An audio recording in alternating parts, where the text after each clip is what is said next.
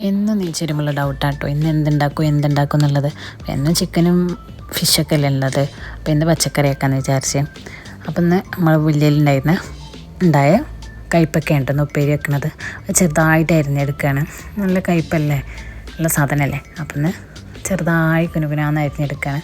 അതിലേക്ക് വേണ്ടുള്ള സവാള ഒക്കെ അരിഞ്ഞെടുക്കുകയാണ്. പിന്നെ ഒന്ന് തക്കാളിക്കറിക്കുള്ള തക്കാളി അരിഞ്ഞെടുക്കുക കേട്ടോ.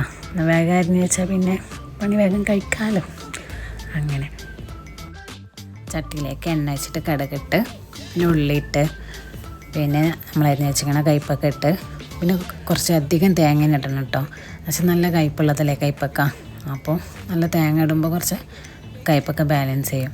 അപ്പോൾ കുറച്ച് മഞ്ഞൾപ്പൊടി ഉപ്പൊക്കെ ഇട്ടിട്ട് നന്നായി മിക്സ് ചെയ്തിട്ട് യോജിപ്പിച്ച് റെഡിയായി.